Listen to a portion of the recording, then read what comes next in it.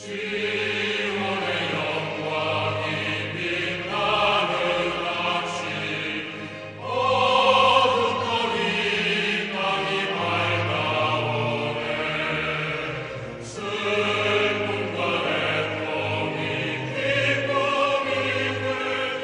주일 추수감사주일을 앞두고 오늘 넘치는 감사, 풍성한 은혜라는 제목으로 함께 은혜를 나누고자 합니다. 네페스라는 반도체 회사가 있습니다. 직원들이 한 2,000명 되고 매출이 연 4천 내지 5천억 정도 되는 적지 않은 그런 중소기업입니다. 이 회사가 금년 8월 달에 한국경영학회가 선정하는 강소 기업가상을 받았습니다. 이 회사의 CEO인 이병구 회장, 이분의 감사 경영 그리고 음악 경영이 많은 사람들의 이목을 끌고 있습니다.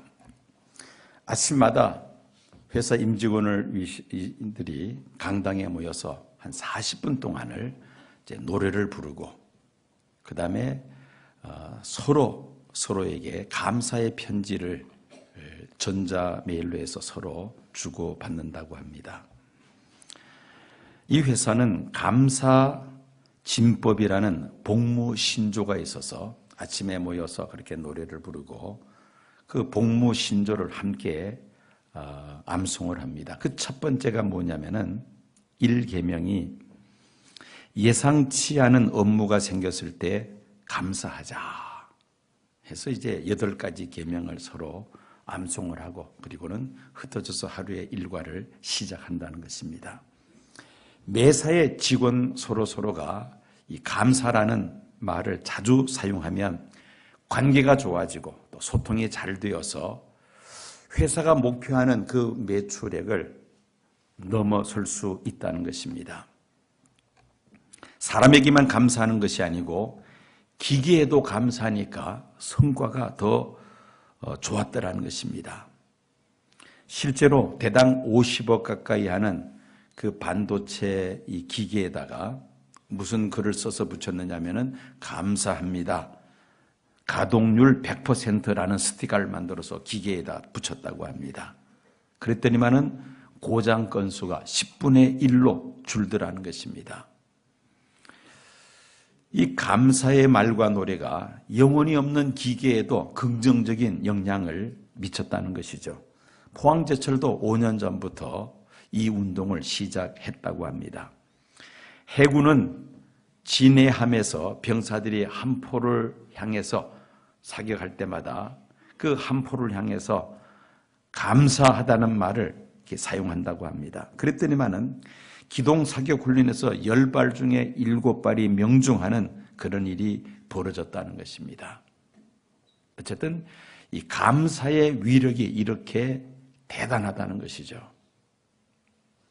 그런데 실상 우리 삶 속에서 과연 내가 얼마나 감사하며 살아가고 있나 우리 자신을 돌아보면은 글쎄요. 불평과 원망이 감사보다 더 많았지 않았겠는가 그런 생각을 해봅니다.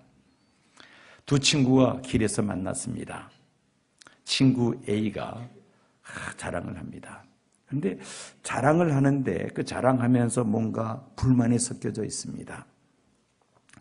3주 전에 할머니가 돌아가셔서 그런데 할머니가 2억을 나에게 유산으로 물려주셨다네.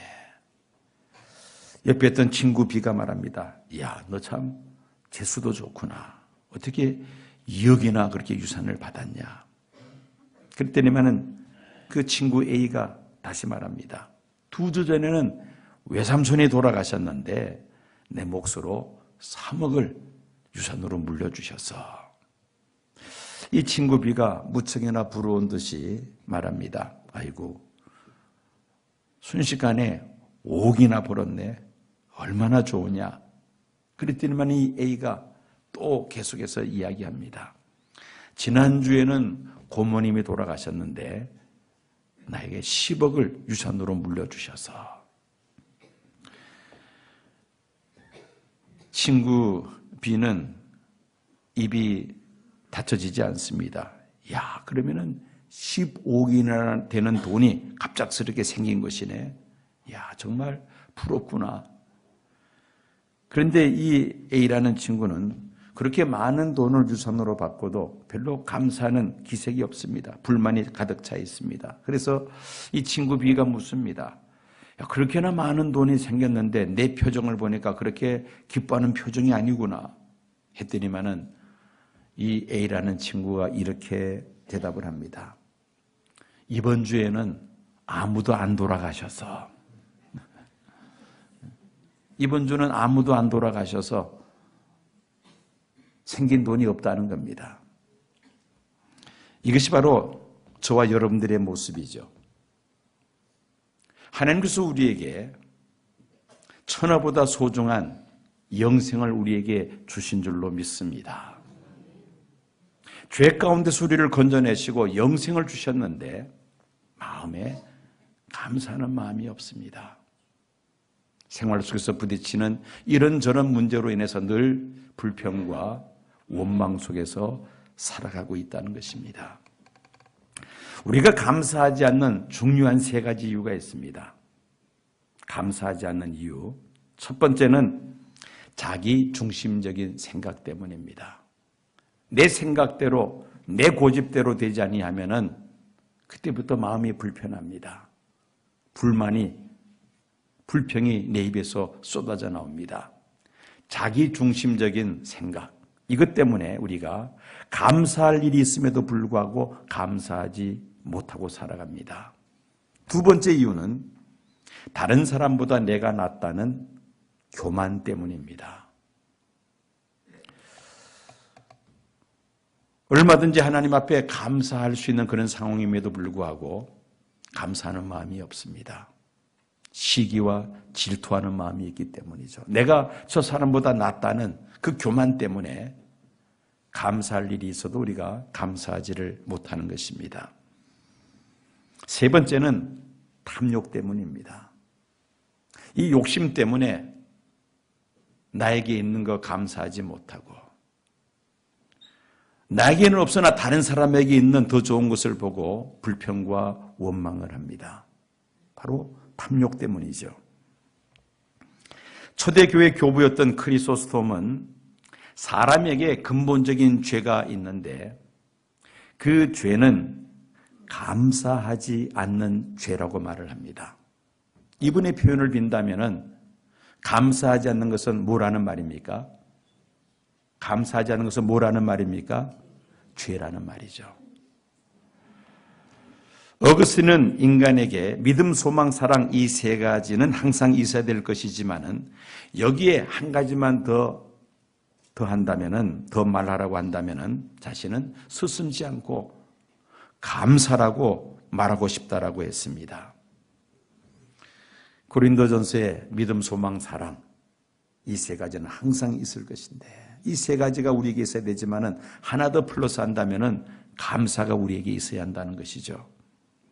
미국 시카고 노스필드 신학교에서 $500의 상금을 내걸고 명언 만들기 대회를 했습니다. 많은 응모자들이 명언을 만들어서 출품을 했습니다. 그 중에서 대상을 받은 명언이 바로 이런 명언입니다.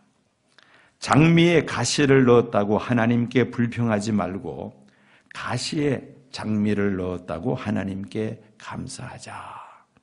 다시 한번 장미에 가시를 넣었다고 하나님께 불평하지 말고 가시에 장미를 넣었다고 하나님께 감사하자.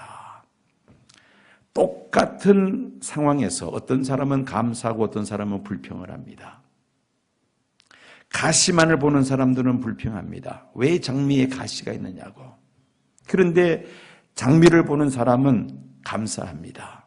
이 가시 속에 장미가 있음을 하나님 앞에 감사하더라는 것이죠. 사도 바울이 골로새서를 쓸 때에 바울이 당시 어떤 상황이었느냐 하면은 로마의 옥에 구금되어 있는 상태였습니다. 사도 바울은 아시아와 유럽을 세 차례 순회하면서 복음을 전하며 많은 교회들을 세웠습니다. 세 번째 선교여행을 마치고 예루살렘에 돌아왔을 때 체포가 됩니다. 그리고 죄수의 신분으로 로마로 이송이 됩니다. 이 바울은 옥에 갇혀 있으면서 그 골로새 교회 성도들에게 편지를 쓰면서 오늘 이 말씀을 쓰고 있는 것입니다. 무슨 말입니까? 하나님 앞에 감사하라는 것이죠. 바울은 지금 현재 감사할 만한 상황이 전혀 아닙니다.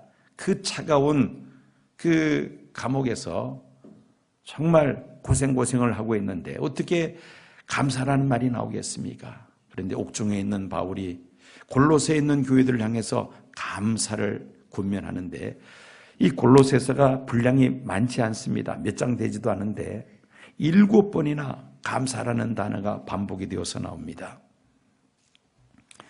골로새서 1장 3절 보니까 우리가 너희를 위하여 기도할 때마다 하나님 곧 우리 주 예수 그리스도의 아버지께 감사하노라. 골로새 교회를 위하여 기도할 때마다 사도 바울은 하나님 앞에 감사한다는 것입니다. 1장 12절 우리로 하여금 빛 가운데서 성도의 기업의 부분을 얻기에 합당하신 아버지께 감사하게 하시기를 원하노라. 하나님 앞에 감사하기를 원한다는 그런 말입니다. 3장 15절 보면 그리스도의 평강이 너희 마음을 주장하게 하라. 너희는 평강을 위하여 한 몸으로 부르심을 받았나니 너희는 또한 감사하는 자가 되라. 감사하는 자가 되라고 바울은 권면하고 있습니다. 16절 그리스도의 말씀이 너희 속에 풍성히 거하며 모든 지혜로 피차 가르치며 권면하고 시와 찬송과 신령한 노래를 부르며 감사하는 마음으로 하나님을 찬양하고 감사하는 마음으로 하나님을 찬양하고 또 이어서 17절 무엇을 하든지 말이나 일이나 다 주 예수의 이름으로 하고 그를 힘입어 하나님 아버지께 감사하라. 모든 일들을 예수의 이름으로 하고 그를 힘입어 하나님 아버지께 감사하라고 권면합니다. 4장 2절 보면은 기도를 계속하고 기도에 감사함으로 깨어있으라고 말씀합니다. 기도에 감사함으로 깨어있으라. 항상 감사하면서 살아야 한다는 말씀이죠. 그리고 바울은 오늘 본문을 보니까 골로새서 2장 7절에 감사를 하되 하나님 앞에 넘치는 감사를 드릴 것을 권면하고 있습니다. 그 안에 뿌리를 박으며 세움을 받아 교훈을 받은 대로 믿음에 굳게 서서 감사함을 넘치게 하라. 감사함을 넘치게 하라. 감사하되 인색하게 하지 말고요. 억지로 하지 말고 하나님 앞에 넘치는 감사를 드려야 한다는 말씀입니다. 하나님께로부터 받은 은혜를 감사하되 넘치는 감사를 하나님 앞에 드릴 때에 하나님은 우리에게 은혜를 부어주시는데 풍성한 은혜를 부어주십니다. 고린도 후서 9장 6절에서 8절까지 말씀에 그런 말씀이 있습니다. 하나님 앞에 감사할 때에 풍성한 은혜를 우리에게 부어주신다고 약속하고 있습니다. 그래서 오늘 설교 제목이 무엇입니까? 넘치는 감사, 그 다음에 풍성한 은혜입니다. 여러분들 풍성한 은혜를 받으시기를 원하십니까? 그러면 어떻게 해야 됩니까? 풍성한 은혜를 받고 싶다면 뭘 해야 돼요?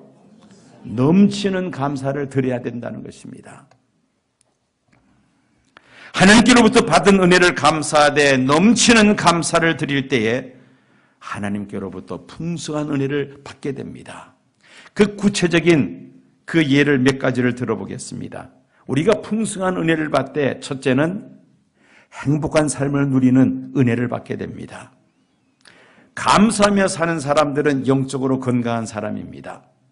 그러나 불평과 원망이 가득 찬 사람은 영적으로 병든 사람들입니다. 내가 지금 영적으로 건강하냐, 영적으로 병들어 있느냐 여러 가지 측정할 수 있는 바로미터가 있겠습니다만은 그 중에 하나가 내 마음속에 감사하는 마음이 있느냐 없느냐를 가지고 측정할 수가 있습니다. 만약에 여러분들 마음속에 정말 감사하는 마음이 넘친다면 여러분들은 영적으로 건강한 상태에 있습니다. 반면에 감사하는 마음이 없고 늘 불평과 원망으로 가득 차 있다면 내가 지금 영적으로 병들어 있다는 증거입니다. 영국의 종교가 윌리엄 로우는 만족과 행복을 가장 빨리 찾는 비결은 범사에 감사하는 데 있다라고 말을 합니다. 감사하는 자가 행복을 누립니다. 불평과 원망하는 자는 불행한 삶을 살아갈 수밖에 없습니다. 비레름 웰러는 가장 행복한 사람은 가장 많이 소유한 사람이 아니라 가장 많이 감사하는 사람이다라고 말을 합니다. 스코틀랜드의 위대한 설교가 조지 마테존 목사는 시각장애인이었습니다. 거기다가 그의 아내와 자녀들이 모두 일찍 세상을 떠납니다. 그러나 이 목사님은 어려운 환경과 여건 속에서도 감사를 잃지 않았습니다. 그가 쓴 감사 기도문을 제가 낭독합니다. 나의 하나님, 내가 받은 가시 때문에 감사하지 못하였음을 용서하소서. 수백 번 장미 때문에 감사였으나 가시의 은혜를 잊었나이다. 십자가의 가시를 거쳐 하늘에 올라가신 주님, 나는 나의 가시를 통하여 하늘에 올라갈 수 있음을 잊었나이다. 나에게 주신 눈물이 무지개가 됨을 깨달아 감사합니다. 나에게 주신 아픔이 천성길이 됨을 깨달아 감사합니다. 장미밭에 살지 않고 가시밭에 살게 됨을 감사합니다. 시련과 역경 속에서도 감사하는 그의 마음을 우리가 읽을 수가 있습니다. 예수님도 그 십자가라는 가시를 통해서 하늘 보좌로 올라가셨죠. 감사하는 자가 행복한 삶을 누립니다.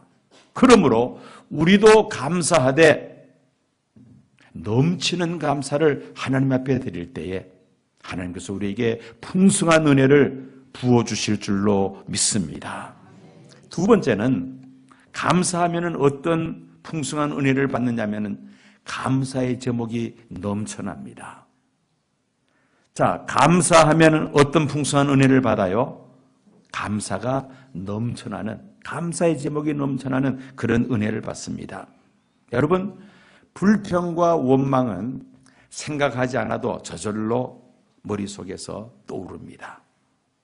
생각지 않아도 저절로 불평과 원망이 떠오릅니다. 그런데 감사는 그렇지 않죠. 감사는 곰곰이 생각을 해봐야 됩니다. 내가 과연 받은 은혜가 무엇인가를 깊이 생각할 때에 비로소 감사할 제목이 하나씩 하나씩 머릿속에 떠오르기 시작합니다. 불평하고 원망하면은 계속해서 원망거리가 생깁니다. 여러분 주변에 한번 살펴보세요. 집안 식구들이나 또 교회에 같은 셀 식구들이든지 한번 생각해 보세요. 불평 원망하는 사람들은 완전히 습관입니다. 입만 열면 불평하고 원망합니다. 부정적인 이야기만 쏟아냅니다. 그런데 믿음의 사람들은 그렇지 않습니다. 매사를 긍정적으로 보죠. 그리고 감사를 아끼지 않습니다. 너무나도 대조적인 삶 모습을 봅니다. 감사하면은 계속해서 감사의 제목이 자꾸 생겨나더라는 것이죠. 어느 목사님 가정에 7남매가 있었습니다. 이 사모님이 얼마나 힘들었던지 7 십자가라고 자녀들에 대해서 그렇게 표현을 했습니다. 어느 날 저녁에 목사님이 집에 들어왔는데 사모님의 표정이 심상치 않습니다. 분명히 무슨 일이 생긴 건 확실합니다. 그래서 목사님이 먼저 선수를 칩니다. 여보, 오늘은 내가 하루 종일 바깥에서 좋다는 이야기만 들었는데 당신만이라도 오늘 나에게 좀 좋은 이야기를 해주면 좋겠구려. 그랬더니만은 이 사모님이 목사님에게 뭐라고 말을 하느냐면은 좋은 소식이 있고 말고요. 아이들 7 가운데 6은 오늘 하루 종일 다리가 부러지지 않고 잘 있었어요. 무슨 말입니까? 7 중에 하나는 어떻게 됐다는 겁니까? 다리가 부러졌다는 겁니다. 다리가 부러졌다는 말이죠. 감사하면은 감사할 일들이 계속해서 생겨날 줄로 믿습니다. 예수님께서 한센시병 환자를 고쳐주셨죠. 여러분, 이 한센시병, 나병은 동서고금을 막론하고 천형으로 하나님께 벌을 받아 생긴 병으로 그렇게 다들 인식하고 있습니다. 얼마나 지독한 병이면 이 한센시병보다 더 나쁜 병이 없다는 말이죠. 이 병에 걸리면 몸이 썩어 들어갑니다. 그러니까 악취가 납니다, 몸에서. 그리고 신경이 마비가 되기 때문에 아침에 일어나는데 코가 썩어서 문드러져도 아픈 줄을 모릅니다. 코가 없어집니다. 오늘 아침에 일어났더니만은 손가락 마디 하나가 떨어져 없습니다. 통증을 못 느끼니까 썩어 부러져도 그걸 느끼지를 못한다는 것이죠. 그러면서 온몸이 썩어 들어가며 훼손되는 그런 무서운 병 아닙니까? 또 이 병은 전염성이 있습니다. 그래서 가족들과 함께 살지를 못합니다. 성경을 보면은 이 병에 걸리면은 성 밖으로 쫓겨나죠. 그래서 성 밖에서 어둠짐짐한 동굴이나 아니면 움막 같은 곳에서 나환자들끼리 모여서 공동생활을 할 정도입니다.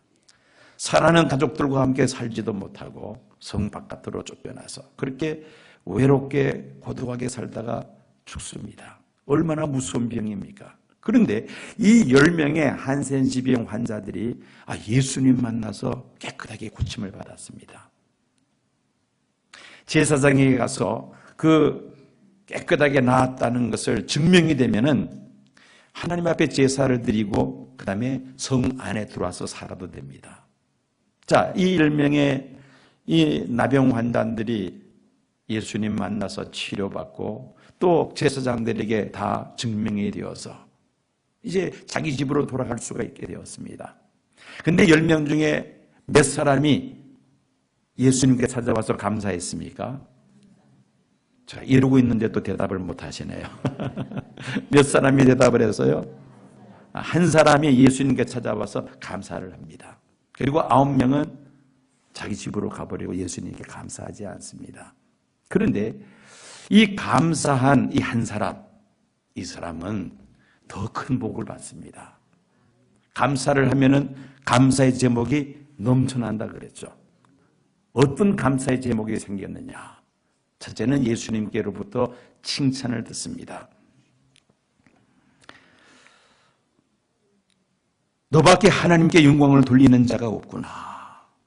여러분, 이 세상 살면서 큰 축복 가운데 하나가 많은 사람들로부터 인정받는, 칭찬받는 것이죠. 특별히 주님께로부터 인정을 받는다면 그보다 더 좋은 게 어디 있습니까? 때로는 세상 사람들로부터는 인정을 못 받는다 하더라도 하나님께서 나를 인정해 주신다면 얼마나 큰 축복입니까? 이 사람은 예수님께로부터 칭찬을 받습니다. 인정을 받았다는 것이죠. 그게 또 더 큰 감사의 제목이 생깁니다. 일어나 가라, 내 믿음이 너를 구원하였느니라. 무슨 은혜를 받았어요? 구원의 은혜를 받았습니다.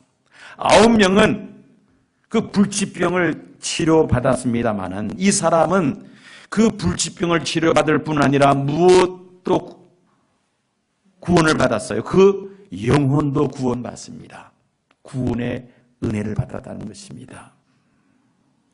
예수님께 찾아와서 감사를 표현한 이 한 명의 환자, 결국 예수님께로부터 칭찬을 받고 가장 큰 축복인 구원의 은혜까지 받았던 것입니다.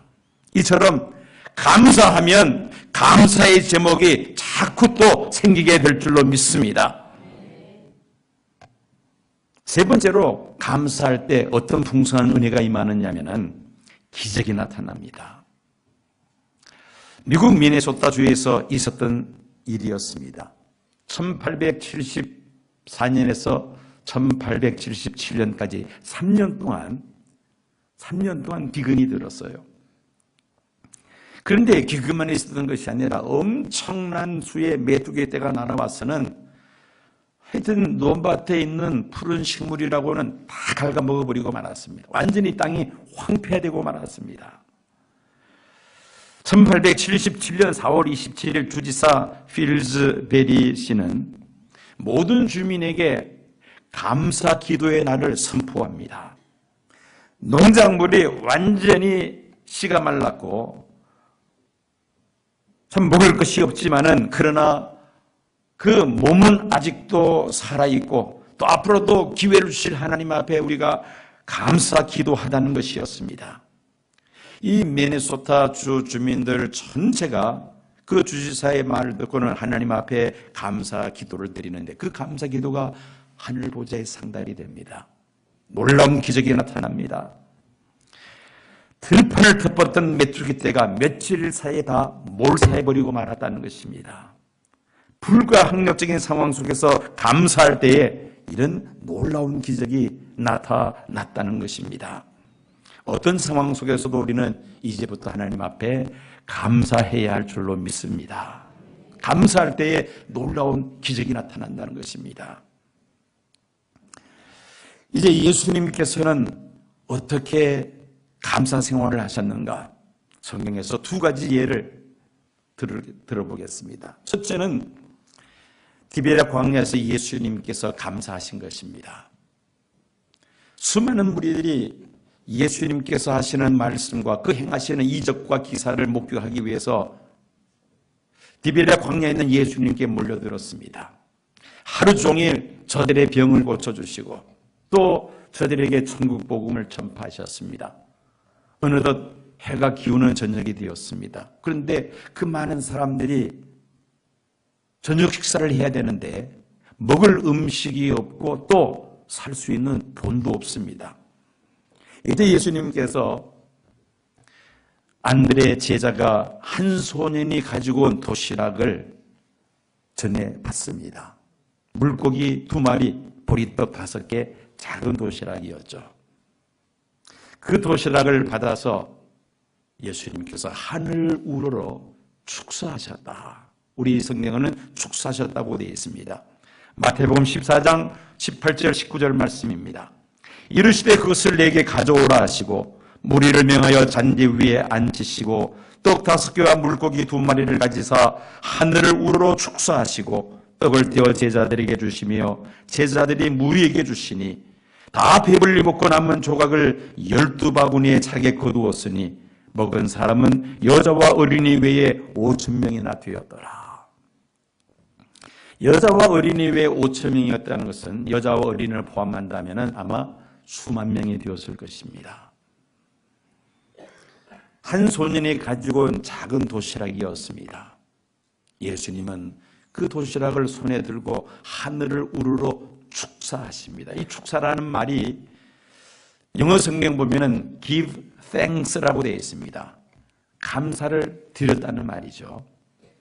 하나님 앞에 감사 기도를 드렸다는 말입니다. 하나님 앞에 감사 기도를 드릴 때에 그 작은 도시락으로 수만 명을 먹이고도 12강들이가 남는 놀라운 기적이 나타난 줄로 믿습니다.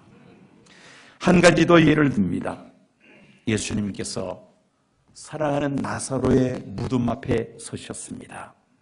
이미 죽은 지 나흘이 되어서 시신에서는 썩는 냄새가 났습니다. 예수님께서 그 무덤 앞에서 기도하십니다. 요한복음 11장 42절 1절 보면은 아버지여 내 말을 들으신 것을 감사하나이다. 항상 내 말을 들으시는 줄을 내가 알았나이다. 42절 43절 보면은 이 말씀을 하시고 큰 소리로 나사로야 나오라 부르시니 죽은 자가 수족을 배로 동인 채로 나오는데 그 얼굴은 수건에 쌓였더라. 사랑하는 친구 나사로의 무덤 앞에서 예수님께서 기도를 하시는데 감사하며 기도하셨습니다.